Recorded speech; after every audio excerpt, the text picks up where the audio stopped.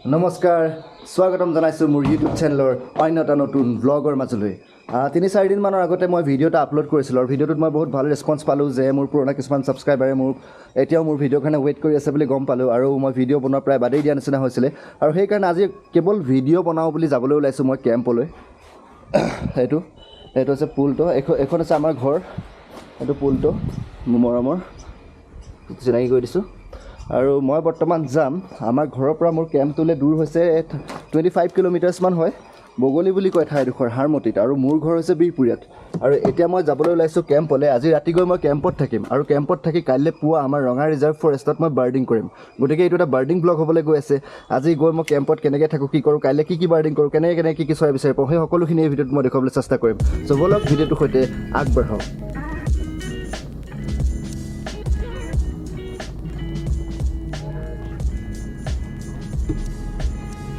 এই বাওঁফালৰখন হৈছে মোৰ দোকান এখন মোৰ কাপোৰৰ দোকান এখন আছে এই বাওঁফালৰখন তাতে আছিলোঁ আজি দিনটো বহি বতৰো ভাল নহয় ঘৰত এনেই আছোঁ বোলো কিনো কৰোঁ কেম্পলৈকে যাওঁ বাৰ্ডিং এটাও কৰোঁ আৰু ভিডিঅ' বনাওঁ এইখন হৈছে আমাৰ বিহপুৰীয়া এখন সৰু টাউন লখিমপুৰ জিলাত আছে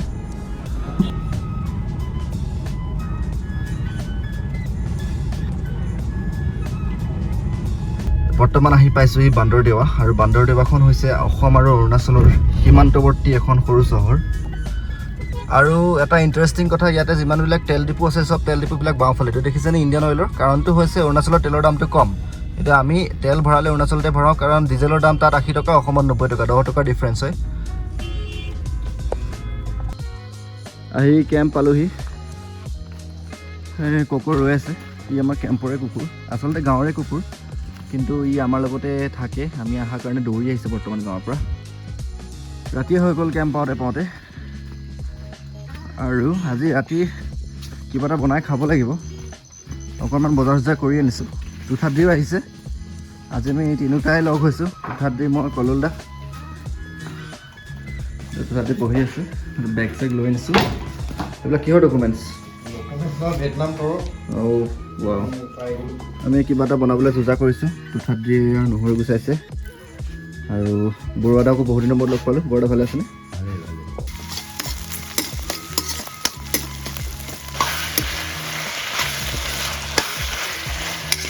গুড মৰ্ণিং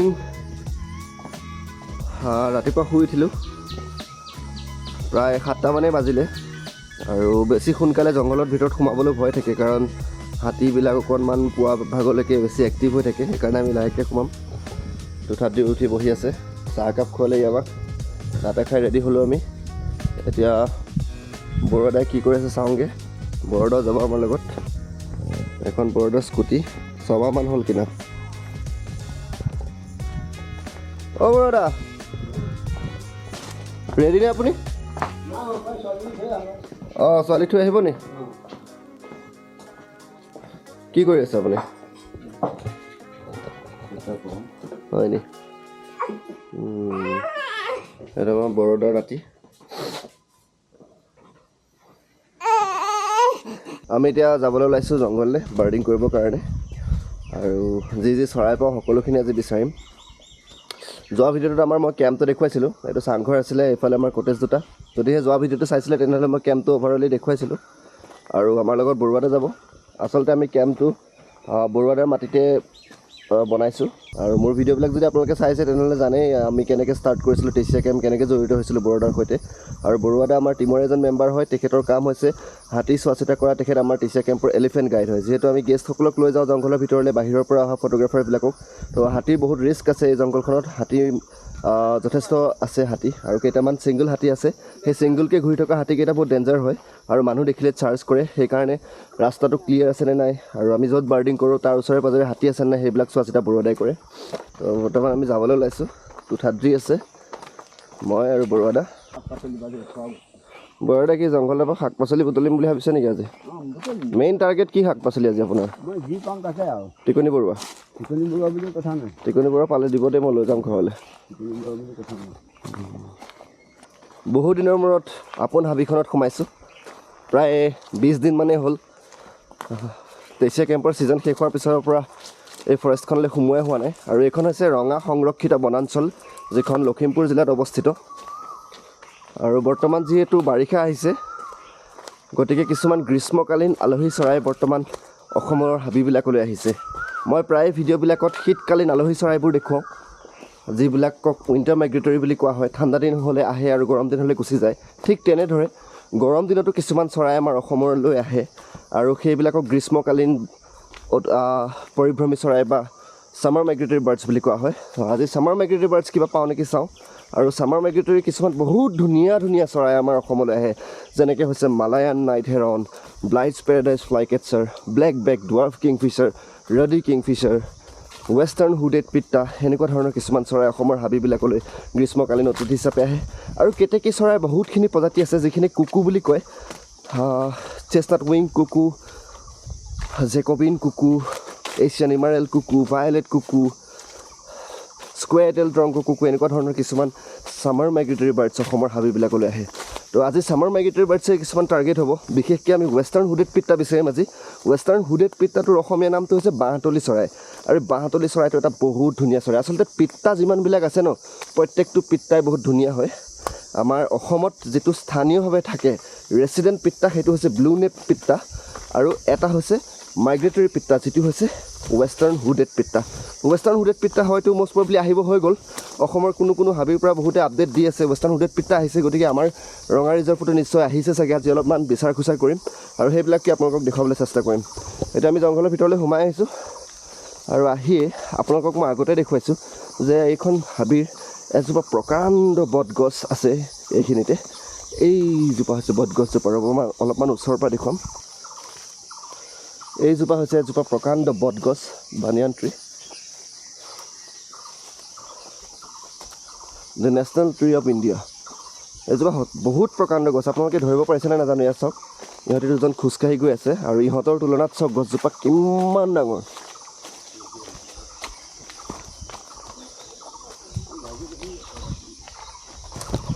আৰু এতিয়াৰ পৰা আমি অলপমান চৰাই মাতবিলাক শুনিবলৈ চেষ্টা কৰিম। আচলতে হাবিত যেতিয়া চৰাই বিচৰা যায়, হাবি বুলিয়ে নহয়, ঘাঁহনিটো যেতিয়া চৰাই বিচাৰি যোৱা যায়, সদায় অবজাৰ্ভেশ্যন কৰিবলগীয়া বস্তুটো হৈছে চৰাই মাতবোৰ। আৰু চৰাই মাতবোৰ জানিব পাৰিলেহে চৰাইবোৰ বিচাৰিবলৈ সহজ হয়। কাৰণ কিছুমান চৰাই দেখা পোৱা নাযায়, কিন্তু মাতি থাকে, আৰু সেই মাতবিলাকৰ ওপৰত আন্দাজ কৰিব লাগে যে এইটো কি চৰাই। আৰু মাতবিলাক সেইকাৰণে যিমান পাৰি মাতবোৰ শিকিবলৈ চেষ্টা কৰিব লাগে। এই ছামাৰ ছিজনটোৱে আচলতে প্ৰায়বিলাক চৰাইৰে ব্ৰিডিং ছিজন হয়। অৰ্থাৎ এইটো সময়তে চৰাইবিলাকে কণী পাৰে, বাঁহ সাজে, আৰু এইটো টাইমত চৰাইবিলাক বহুত ভকেল হৈ যায়, মানে বহুত সিহঁতি মানে মাতিবলৈ আৰম্ভ কৰে। আমাৰ এই হাবিখনত বহুত জোক আছে। দিহিং পাটকাই ৰাষ্ট্ৰীয় উদ্যানত মানুহে বহুত জোক বুলি কয়। মই দিহিং পাটকাইতো গৈছোঁ, কিন্তু মই দিহিং পাটকাইতকৈ হায়েষ্ট জোক কিন্তু ইয়াত পাইছোঁ। এই জংঘলখনত মানে আপুনি বাৰিষা সময়ত, খৰালি সময়ত জোকবোৰ নাথাকে, যেতিয়া খৰাং হৈ থাকে, কিন্তু বাৰিষা যদি অকণমান বৰষুণ দি দিয়ে ন, ইয়াত জোক চাব আপুনি মানে লিডছ গাৰ্ড নোহোৱাকৈ ইয়াত সোমোৱাই অসম্ভৱ, মানে ইমানেই জোক মানে। বৰ এইটো কিহৰ গুটি এইবিলাক? বন্দুক গছৰ গুটি বুলি কয়। বন্দুক গছ? গছটোৰ নামেই বন্দুক গছ নেকি? এইটো চৰাই খায় নাই? খায় ন? এই বৰুৱাদাই ঔটেঙা কালেক্ট কৰিছে। এইজোপা হৈছে ঔটেঙা গছ। আৰু এটা কথা মন কৰিব, হাবিৰ ভিতৰত যেতিয়া ঔটেঙা গছ দেখা পায়, সদায় সাৱধান হ'ব। ঔটেঙা গছৰ ওচৰতে হাতীবোৰ থাকে। ঔটেঙাৰ নামটোৱে হৈছে, ইংৰাজী নামটো হৈছে এলিফেণ্ট এপল, আৰু ঔটেঙা হাতীৰ এটা প্ৰিয় খাদ্য। সেইকাৰণে ঔটেঙা গছবোৰ য'ত থাকে প্ৰায় হাতী থাকে তাত। পিত্তা মাতিছে নেকি?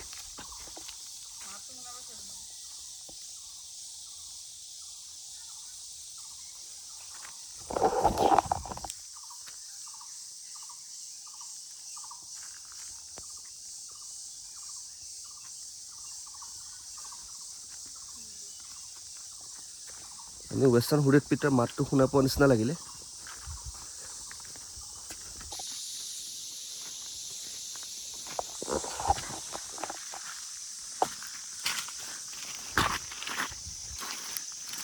আমি বৰ্তমান এটা পানীৰ ষ্ট্ৰীম এটা পাইছোঁ, আৰু এই ষ্ট্ৰীমটোতে আমি খোজকাঢ়ি যাম।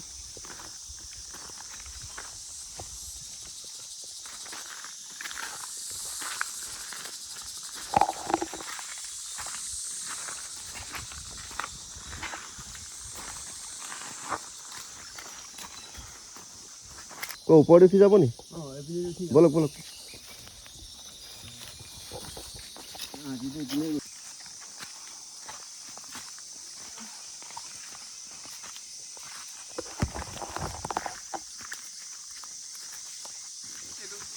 পেৰাডাইজ ফ্লাইকেটছাৰ মাতি আছে।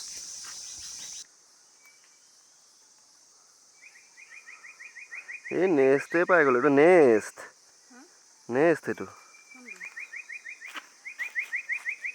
সৰুটো চোৱা ভালকৈ জুমিছোঁ, সেইটো কিয় হেৰি কৰিছে বনাই আছে নে নেক্সটটো কিয় খুৱাই আছে। ব্লাইটছ পেৰাডাইজ ফ্লাইকেটছাৰ বা অসমীয়াত যিটোক বাৰী সুন্দৰী বুলি কয়, সেই চৰাইটো বিচাৰি থাকোঁতে ব্লেক নেপ মনাৰ্কৰ এটা বাঁহ দেখা পালোঁ। এই চৰাইজনীয়ে পূৰা বাঁহ বনোৱাত ব্যস্ত হৈ আছে, মাইকীজনী মতাটো উৰি ফুৰিছে চাইডে চাইডে। আৰু চৰাই বাঁহ দেখিলে কেতিয়াও ওচৰত থাকিব নালাগে, আৰু চৰাই বাঁহৰ ফটোগ্ৰাফী বা নেষ্টিং ফটোগ্ৰাফীটো এটা আনএথিকেল প্ৰেক্টিচ হয় বাৰ্ডিঙত। সেইকাৰণে গুচি আহিলোঁ। আমি বিচাৰি আছিলোঁ ব্লাইটছ পেৰাডাইজ ফ্লাইকেটছাৰ, ঘপককৈ চকুত পৰি গ'ল ব্লেক নেপ মনাৰ্কৰ নেষ্টটো। ব্লেক নেপ মনাৰ্কটো একচুৱেলি এটা ধুনীয়া চৰাই হয়। বৰ্তমান আপোনালোকে স্ক্ৰীণত চাওক, এইটো এটা হৈছে ব্লেক নেপ মনাৰ্ক। আৰু এই ব্লেক নেপ মনাৰ্কটো অসমৰ কাৰণে এটা স্থানীয় 12 মাহে থকা চৰাই যদিও এই ৰঙা সংৰক্ষিত বনাঞ্চলৰ কাৰণে ই এটা ছামাৰ মাইগ্ৰেটৰী বা গ্ৰীষ্মকালীন অতিথি চৰাই। কাৰণ ইয়াক আমি আজিলৈকে শীতকালত ইয়াত পোৱা নাই। 4-5 বছৰৰ অবজাৰ্ভেশ্যনৰ ভিত্তিত মই এইটো ডাঠি ক'ব পাৰোঁ যে ব্লেক নেপ মনাৰ্ক এইখন ফৰেষ্টৰ কাৰণে এটা ছামাৰ মাইগ্ৰেণ্ট হয়। বৰদা ইমান কিবা গু টাইপ যে গোন্ধাই আছে জংঘলখন, কিহৰ গোন্ধ বাৰু? ভোমোৰা নেকি? ভোমোৰা গোন্ধ ন? মই কিবা বেলেগ ধৰণৰ এটা গোন্ধ মাৰি আছে জংঘলখন।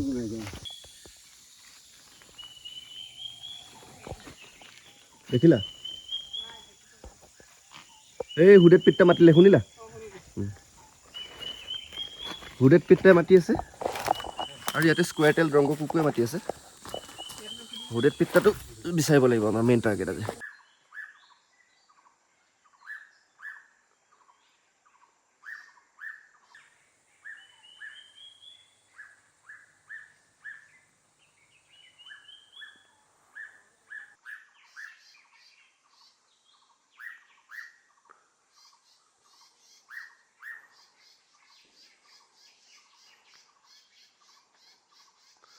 আমি ৱেষ্টাৰ্ণ হুডেড পিত্তাটো দেখা পালোঁ। এটা ভিডিঅ' কৰিলোঁ, যথেষ্ট দূৰত আৰু পাতৰ আঁৰে পাতৰ মাজে মাজে বহি আছিলে, সেইকাৰণে বৰ ভালকৈ ক্লিয়াৰকৈ নাপালোঁ। তথাপিতো আপোনালোকে স্ক্ৰীণত দেখা পাইছে। এইটোৱে হৈছে অসমীয়াত বাঁহতলী চৰাই, যিটোক ইংৰাজীত ৱেষ্টাৰ্ণ হুডেড পিত্তা বুলি কয়। আৰু ৱেষ্টাৰ্ণ হুডেড পিত্তাটো আমাৰ অসমৰ কাৰণে এটা ছামাৰ মাইগ্ৰেটৰী বাৰ্ড, মই আগতেও উল্লেখ কৰিছোঁ। গতিকে আজিৰ দিনটোত আমি আজিৰ বাৰ্ডিং ছেশ্যনটোত ফাৰ্ষ্ট আমি এটা ছামাৰ মাইগ্ৰেটৰী বাৰ্ডছ পাইছোঁ, সেইটো হৈছে ৱেষ্টাৰ্ণ হুডেড পিত্তা।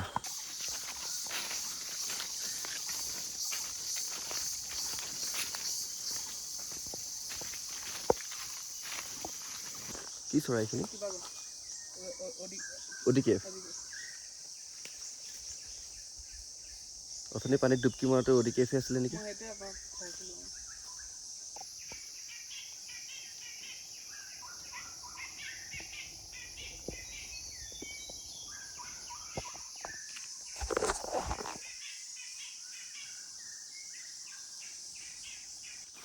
ৱেষ্টাৰ্ণ হুডেড পিত্তাটো পোৱাৰ পিছত আমি বৰ্তমান বিচাৰি আছোঁ কিংফিচাৰ, মানে মাছৰোকা।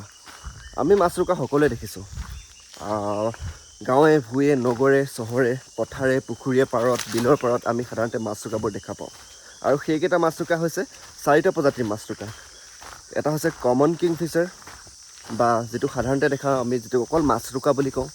এটা হৈছে হোৱাইট থ্ৰ'টেড কিংফিচাৰ, যিটো হৈছে বগা বুকুৱা মাছৰোকা। এটা হৈছে পাইড কিংফিচাৰ, যিটো আমি নদীৰ পাৰত সাধাৰণতে দেখা পাওঁ, যিটো অসমীয়াত পখৰা মাছৰোকা বুলি কোৱা হয়। আৰু এটা হৈছে বৰঠুটীয়া মাছৰোকা বা ষ্টৰ্ক বিল কিংফিচাৰ। এই 4টা মাছৰোকা আমি সাধাৰণতে গাঁৱে ভূঞে দেখা পাওঁ। কিন্তু ইয়াৰ বাহিৰেও কেইটামান মাছৰোকা আছে, যিকেইটা মাছৰোকা কেৱল জংঘলত থাকে, প্ৰপাৰলি ফৰেষ্ট বাৰ্ড। আৰু তেনেকুৱা আমি মাছৰোকা 2টা বিচাৰি আছোঁ বৰ্তমান। আৰু এটা হৈছে ৰাডি কিংফিচাৰ, আৰু এটা হৈছে ব্লেক বেক ডুৱাৰ্ফ কিংফিচাৰ বা বাওনা মাছৰোকা। এই বাওনা মাছৰোকাটো হৈছে বহুত ধুনীয়া এটা সৰু মাছৰোকাৰ প্ৰজাতি, যিটো হৈছে এটা গ্ৰীষ্মকালীন আলহী চৰাই বা ছামাৰ মাইগ্ৰেটৰী বাৰ্ড। আৰু এই মাছৰোকাটো মই কিছুদিনৰ আগতে সোৱণশিৰি ৰিজাৰ্ভ ফৰেষ্টত বৰ ধুনীয়াকৈ তুলি আনিছিলোঁ। আৰু এতিয়া আমি বৰ্তমান শুনা পাইছোঁ ৰাডি কিংফিচাৰৰ মাত। ৰাডি কিংফিচাৰৰ মাতটো শুনা পোৱাৰ কাৰণে আমি ৰাডি কিংফিচাৰটো বিচাৰি আছোঁ। সেইফালে উৰি গুচি গ'ল। মই যদিহে পাৰোঁ তেনেহ'লে তাৰ মাতটো আপোনালোকক শুনাবলৈ চেষ্টা কৰিম। সাধাৰণতে ৰাডি কিংফিচাৰটো সেইটো এটা ছামাৰ মাইগ্ৰেটৰী বাৰ্ড আৰু সেইটো ওপৰত বহে আৰু ব্লেক বেক ডুৱাৰ্ফ কিংফিচাৰ বা বাওনা মাছুকাটো তলে ফুৰে এটা কিংফিচাৰ আৰু ৰাডি কিংফিচাৰটো চাইজটো অকণমান ডাঙৰ হয় বহুত ধুনীয়া হয়। আজি যদি কিবা এটা মাছুকা দেখা পাওঁ তেতিয়াহ'লে আপোনালোকক দেখুৱাম। আৰু ইয়াৰ বাহিৰেও আৰু দুটা মাছুকা অসমৰ হাবিত পোৱা যায়। এটা হৈছে ব্লু ইয়েৰ্ড কিংফিচাৰ আৰু এটা হৈছে ব্লাইটছ কিংফিচাৰ। ইয়াৰ ব্লাইটছ কিংফিচাৰটো মোৰ কাৰণে লাইফাৰ হয়, মই পোৱা নাই। এইটো চাওক, শুনক শব্দটো শুনক, সেইটো ৰাডি কিংফিচাৰে মাতি আছে। চৰাইটো দেখা পোৱা নাই, এই ঔটেঙা গছজোপা ক'ৰবাত ওপৰত বহি আছে, পাতৰ মাজত দেখা পোৱা নাই। সেইটো চাওক, মাতিছে চাওক। কি লতা বিচাৰিছে বৰদা? হা, ফুল ফুলে? ফুলৰ কাৰণে বিচাৰিছে নে কিবা ঔষধি গুণৰ কাৰণে বিচাৰিছে? ফুলৰ কাৰণে। আপুনি মাটি কপৌটো দেখা পালে দেখাবচোন দেই। এৰি থৈ আহিলোঁ নেকি? আজি ভাবিছিলোঁ অকণমান জংঘলত ফুলা অৰ্কিডবোৰ চাম, চৰাই এইটো ইমান ধুনীয়া। এইটো কথা কৈছে, এইটো কি? অ' বা, এইটো কি বা, ইমান ধুনীয়া। এইটোতো অৰ্কিড নহয় বাৰু? অৰ্কিড নহয়, ধুনীয়া ফুলে, গাঠিয়ে গাঠিয়ে ফুলিব, ফুলিব। বা, আপুনি ভাল জেগা মনত ৰাখি থৈছে দেই বৰদা। অ', ইয়াততো তামাম ফুলিছে। ৱাও, গোটেই ফুলিছে। এইটো বহাগত ফুলে ন? বা, ফুলটো আনি দেখুৱাবহি লাগে। কাক দেখাব লাগে? অঁ, আহিছিলোঁ, ফুলা নাই। আচলতে যিবিলাকে উদ্ভিদবিদ্যাৰ ওপৰত ৰিচাৰ্চ কৰি থাকে, PhD কৰি থাকে, তেনেকুৱা কোনো ল'ৰাই আমি কণ্টেক্ট কৰাই দিওঁ। বৰুৱাদাই জংঘলখন ফুৰাই তেওঁলোকৰ ৰিচাৰ্চ পাৰপজত। আৰু ফুল গছৰ ওপৰত ইমান এটা আইডিয়া নাই। আৰু মই জানো মোৰ বহুতখিনি ছাবস্ক্ৰাইবাৰ আছে যোনে গছৰ লগত জড়িত। অনুগ্ৰহ কৰি কমেণ্টত নামটো লিখি দিয়ক। ইয়াৰ যদি অসমীয়া নাম আছে আৰু ইংৰাজী কমন ইংলিছ নেমটো আৰু চাইণ্টিফিক নেমটো অনুগ্ৰহ কৰি কোনোবাই লিখি দিয়ক। বিৰাট ধুনীয়া লাগিছে দেই। এইখন হাবিত খৰি কাটিবলৈ আহি ভালেকেইজন খৰিকটীয়া হাতীৰ মুখত পৰি মৃত্যুমুখত পৰিছে। আৰু বৰুৱাদাকো এবাৰ হাতীয়ে বৰ বেয়াকৈ পাইছিলে। বৰুৱাদাৰ লগত মই হাতী বহুতবাৰ সন্মুখী হৈছোঁ বাৰু। এবাৰতো মই জিঅ' ওলাই যাওঁ নিচিনা হৈছিলে। আৰু সদায় কাণখন সতৰ্ক কৰি ৰাখিব লাগে আৰু নাকটো, কাণ আৰু নাক সতৰ্ক কৰি ৰাখিলে কেতিয়াও বিপদত নপৰে মানুহ জংঘলৰ ভিতৰত। সেইটো হৈছে টিপছ। আৰু বহুত বেছি কথা পাতি হুলস্থুল কৰি একদম বেলেগ কথা চিন্তা চৰ্চা কৰি যদি আপোন বোলা হৈ যদি জংঘলত খোজকাঢ়ে তেনেহ'লে বিপদত পৰা বহুত চান্স থাকে। কাৰণ অসমৰ প্ৰায়বোৰ হাবিতেই হাতী আছে। আৰু একচুৱেলি হাতী আছে কাৰণে এই জংঘলবোৰ বাচি আছে। যদি আজি হাতী নাথাকিল তেনে এই জংঘলখনত গোটেই মানুহে খৰি কাটি শেষ কৰি পেলালেহেঁতেন। হাতীৰ ভয়ত নোসোমায়, সেইকাৰণে হাতীৰ কাৰণেহে এই জংঘলবোৰ বাচি আছে।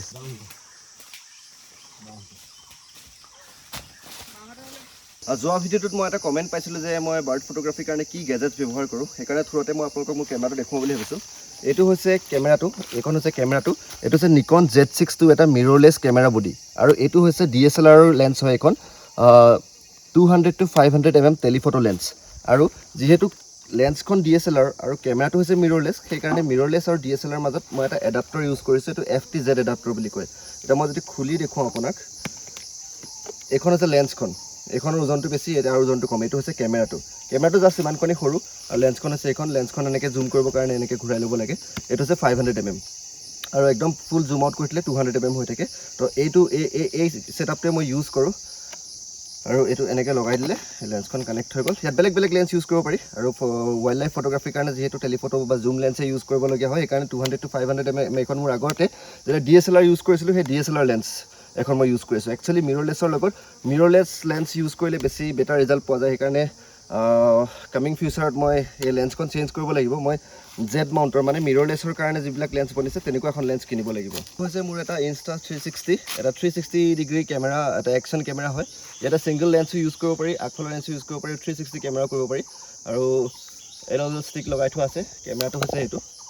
আৰু ফাইনেলি এতিয়া আমি জংঘলৰ পৰা ওলাই আহিলোঁ। প্ৰায় 2 ঘণ্টামান সময় আমি বাৰ্ডিং কৰিলোঁ আৰু জংঘলখন চালোঁ ভালকৈ।